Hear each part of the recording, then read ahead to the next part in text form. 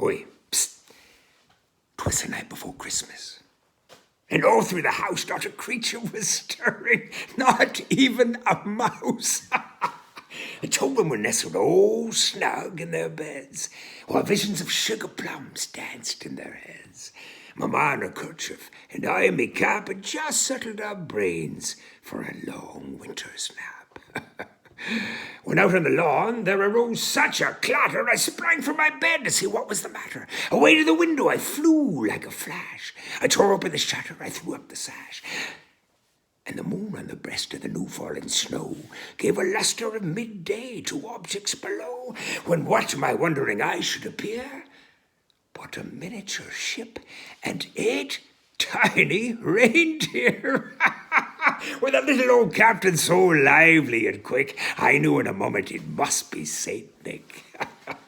More rapid than eagles his coursers they came. He whistled, shouted, called them by name. Now Dasher, now Dancer, now Prancer and Vixen, on Comet, on Cupid, on Donder and Blitzen, to the top of the roof, to the top of the wall. Now dash away, dash away, dash away all. Like dry leaves before the wild hurricane fly, he midst with an obstacle and mount to the sky. So up to the rooftop his coursers they flew, with a ship full of toys, and St. Nicholas too. And then, in a twinkling, I heard on the roof the pawing and prancing of each tiny hoof. And as I turned, blew in my head was turning around, down the chimney St. Nicholas came with a bound. He was dressed all in fur, from his head to his foot, and his clothes were all tarnished with ashes and soot. He had a droll mouth and a round little belly that shook when he laughed like a bowl full of jolly.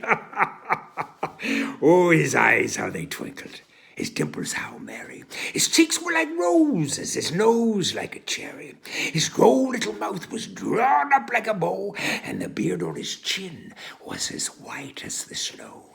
The stump of a pipe he held tight in his teeth, and the smoke had encircled his head like a wreath. Oh, he was happy, a right jolly old elf, and I laughed when I saw him in spite of myself. Well, a wink of his eye and a nod of his head soon gave me to know I had naught to dread. He spoke not a word, but went straight to his work and filled all the stockings, and then turned with a jerk, and laying a finger aside of his nose, and giving a nod, up the chimney he rose. He sprang to his ship, to his team gave a whistle, and away they all flew like the down of a thistle. But I heard him exclaim ere he sailed out of sight,